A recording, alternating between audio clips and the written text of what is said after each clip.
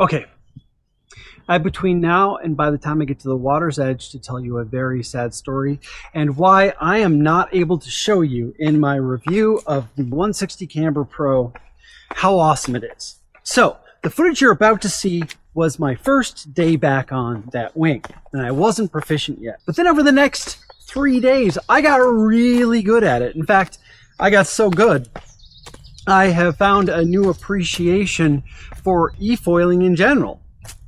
I mean, the Camber Pro is like, wow, it's amazing. To show you what that looked like, to really show it to you, the best way to do it was definitely with a drone that was following me and chasing me and coming in front of me and traveling alongside of me. And so I got my friend to help me, and let me tell you, like, we got some great shots.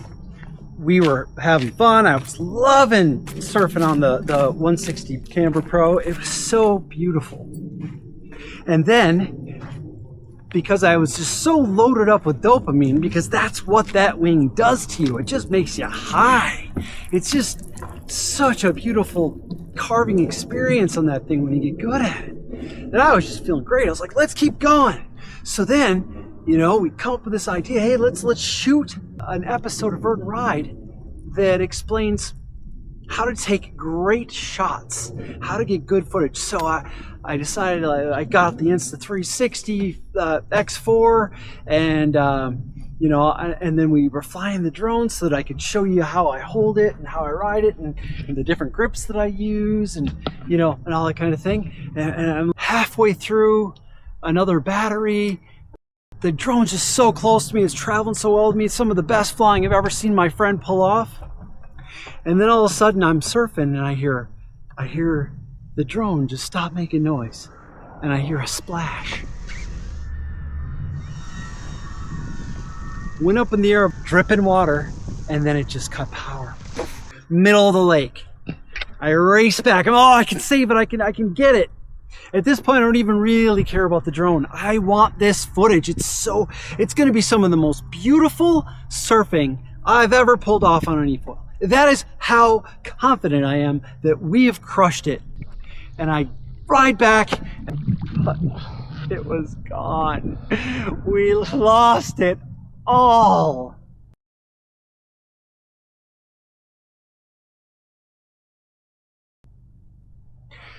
So what you're about to see is the footage we shot my first half hour back on the Camber Pro. And I promise you, it's garbage. I was still trying to ride it the way I ride my 100 Surf V2. And it's garbage.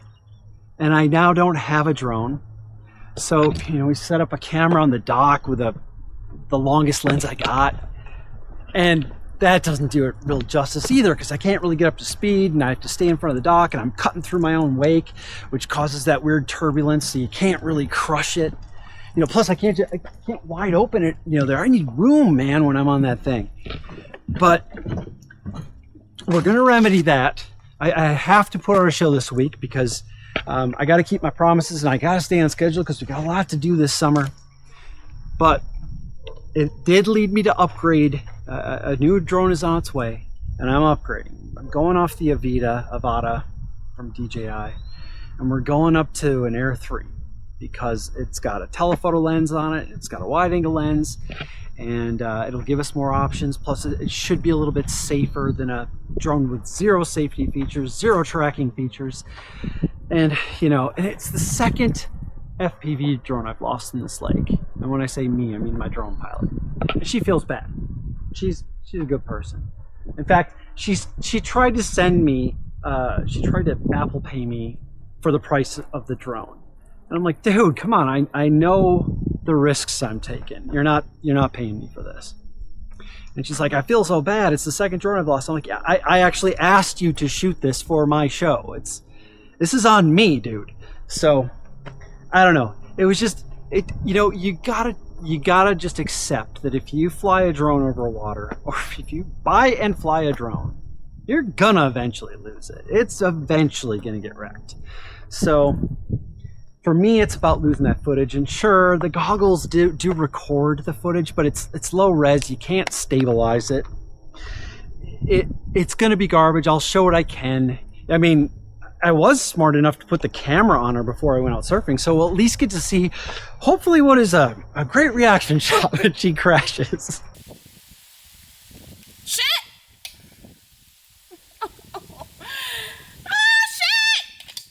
I try to do the best thing for this audience, and I'm telling you, we're going to get it.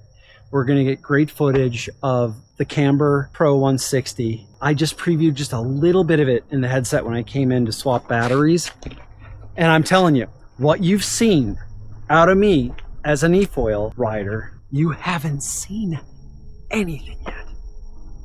This is a whole different level of what the eFoil's capable of. The kinds of, I'm actually, with this wing, I am able to, like, I'll take carves sometimes, and you know how it is. If you eFoil, if you ever buried the nose and then you're like, it's over, just give up. Not with the Camber Pro. I can actually build up force and pull it out of those. And it is amazing. I'm gonna stop telling you about it. I'm sorry, but the video you're about to see is not gonna show it. I wouldn't hold it against you if you showed me a complete drop-off right now in the video and just waited until I shoot the good footage.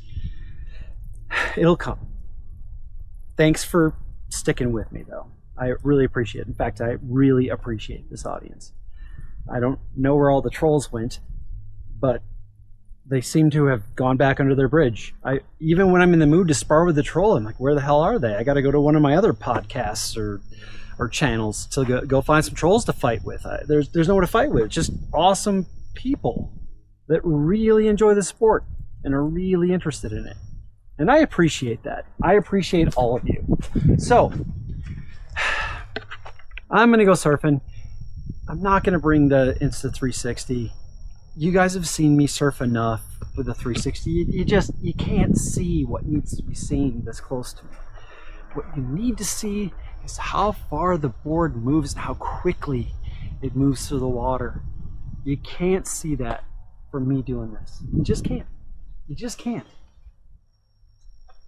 And I'm hoping that this new drone, we hopefully won't crash it. We have a new policy here at Verdant Ride. We, at every battery swap, we pull the old film card out and we put in a new one. That's, boy, do I really wish we had done that. Well, anyway, thanks so much for sticking with me. I promise you good things are to come. If you haven't yet and you've got questions about eFoiling, please check out the Verdant Ride GPT chatbot. Enjoy some of our other shows while we prepare a really good demonstration of the power of the 160 Camber Pro. Verdant Ride. We're just gonna grab it, throw it away. Okay. After I put out the How to Carve Like a God episode, which I honestly cannot believe no one gave me any shit about it, because I said how to carve like a god, as though I were a god. Bad on you. The audience, seriously, you should have called me on that. I expected you to call me on that. That was some narcissistic bullshit right there. I'm at best a demigod when it comes to carving on an eFoil. But the question I got was, hey, I've got a Camber Pro 210. Should I go straight to the 100 V2 or should I go down to a 160 Camber? Good question. And the best way I can answer that is, it depends. The 100 is definitely a bit faster, produces less lift, so you can go faster without flying out of the water. Here's the Camber Wing. This is the Camber 160. And here's the 100 Surf V2. Do you guys see the size difference? Do you see the curve difference? Hopefully you can, because I can barely see my little camera screen.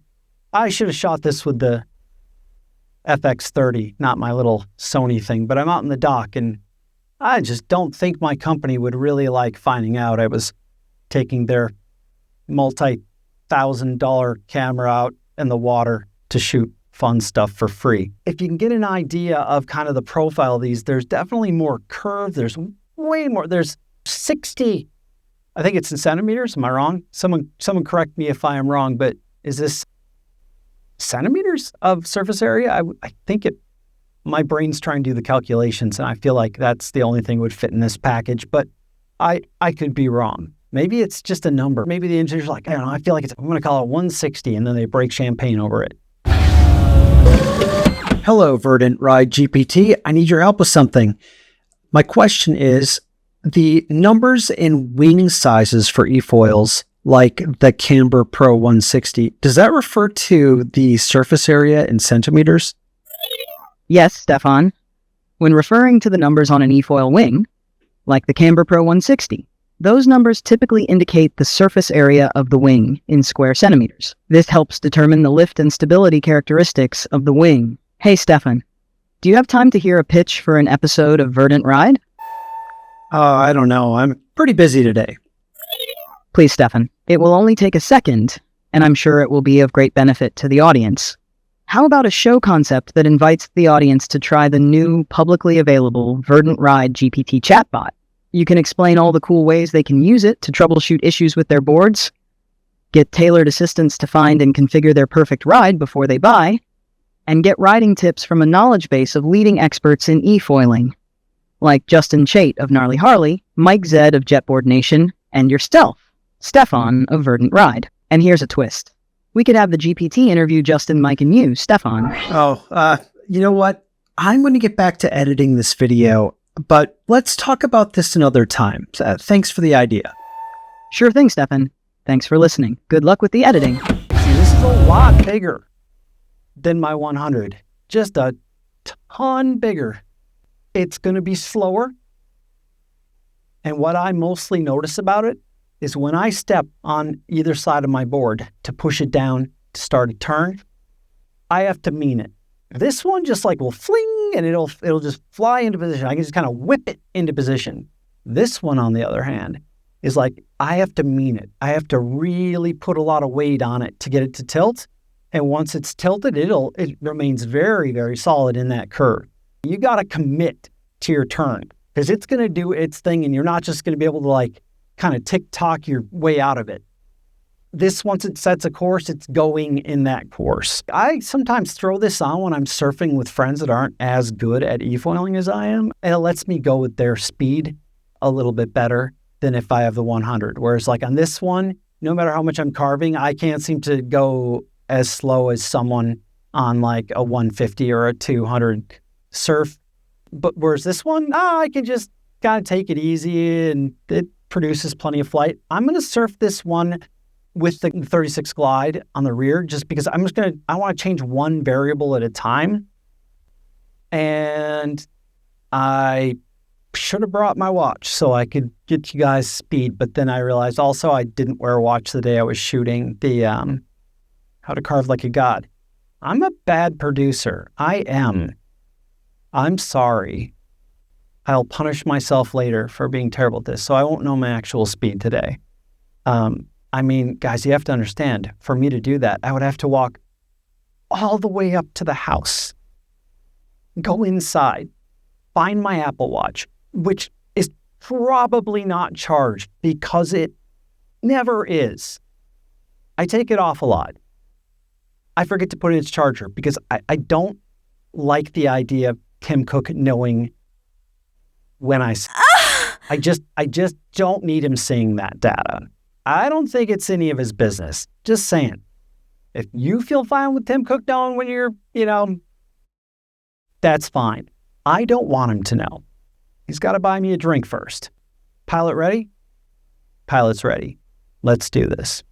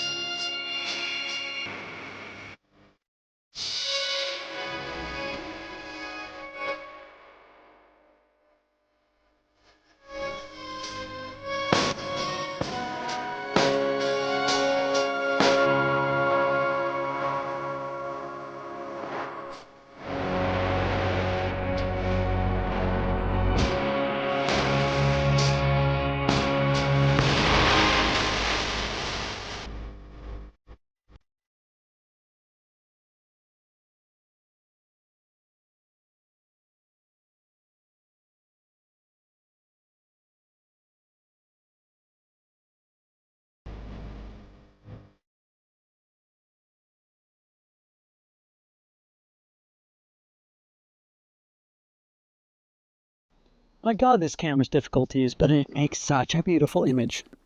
I am recording this with the Sony FX30. For you photography and film people, it's a pretty badass camera. Like, it's very good. The reason I'm using it is because I surfed too long tonight because I was having way too much fun. And I needed to record something while I was remembering it. I just finished 2 nights of testing the Camber Pro 160. So the video that you just watched, yeah, I'm going to put this at the end of the show. This is only for the people who really care. That's you. I know it's you because you can hear me, and all the other people that don't care, they're not here. This is our private time. So let's discuss the Camber Pro 160. So yesterday I went out and I rode the Camber Pro 160. And I got out there and I'm like, man, this thing's like dragging a bag of rocks around. It's so slow. I have my board set to 14 and I'm using way more throttle than I normally do. And I'm like, man, this thing's slow. And I think you'll see in the video, I'm trying to tick-tock the board and my upper body's going crazy and the board's not moving. It's just like, nope, I'm just going to stay right where I am. And so I'm not really having fun, and I'm kind of getting into one of those moods where I'm like, man, the things I do for this show, and I wish I was back on my Surf 100 for V2 surf, and man, I'd just be whipping around. And then a new song came on my MP3 player, and it was slower. And if I can, I think I'll try to edit it into the show because it was perfect. All of a sudden, everything aligned. I stopped trying to ride the board like it was still armed with the 100 Surf V2.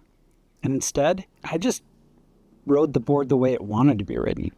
It was slower, sure. And I wasn't doing a lot of directional changes, but what happened was I started setting these absolutely beautiful, deep, deep carves. And I don't know how fast I was going, but I would say I was getting up there into speeds that I'm used to with the 100 Surf V2. Yesterday, I got done surfing, and I mean, I got the feel of it. You know, it always takes a little bit of adjustment time, but I was getting towards the end of the battery, and I was still like, man, I really wish I'd just taken my 100 out. I'd be having a much better time.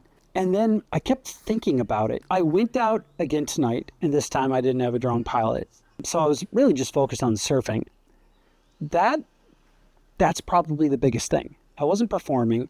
I didn't have a goal in mind. I was just riding because I wanted to ride. I set a slower song on my MP3 player. I just got into the flow. And like suddenly I started riding not like I'm trying to do these smaller S turns or tick-tocking. Instead, I just set these long, deep, fast, hard banks. And I just did a series of those. And I think that in every way, I was probably getting very close to the speeds I normally surf at. They were smooth. I think maybe I could even go faster on these. Not with the same level of control or be able to like change position. It's not really made for a course. I wouldn't go to a race with this. But man, there was something really great. Once you set the carve, it's going to do its thing. You can't change your mind. Like I said, you have to commit with this wing. But once you set it, man, it felt beautiful. If it weren't for the viewers asking me, which one should I get? And me considering it well enough to go, I'm going to ride that again. I've had that for over a year, the Camber Pro 160. And I have ridden it a fair amount. Only tonight did I learn to really, really appreciate it. It felt like way back when I was in therapy and my therapist would say, Stephan, let's work on our mindfulness, which in my opinion was just horribly boring. And mindfulness, it's a word that people who think a lot slower than I do use to bring me down to their level. But tonight, all I could think about was how beautiful it felt to set these deep, awesome carves to a much slower beat. I'm going to recommend the Camber Pro for non-racers, for people who like the smoothest, still fast, but dang smooth, deep, deep carves. I'm having trouble imagining riding something larger than the 160 because it's so much more drag than my 100 surf. And it's more drag than my 150 surf. Like, the shape of that thing does produce a lot of drag. So you're very reliant on momentum. It doesn't like shifts in speed. It doesn't like to do things like that quickly. It's about setting the speed and sticking with it. It's a great wing. Dang, Lift, you did a good job. And you know what it really made me wonder? I mean, I'm not sure what the math is on this, but like, let's say they've got, 12, 15 wings that would work well with my eFoil. And they've got, I don't know, nine or so stabs. That's a crap ton of combinations. How fun would it be to spend a whole summer and really riding each combo? I bet you there is no one who has yet tried every single pairing combination. Let's all challenge Lift to send me all of their wings and stabs so I can spend all summer testing them.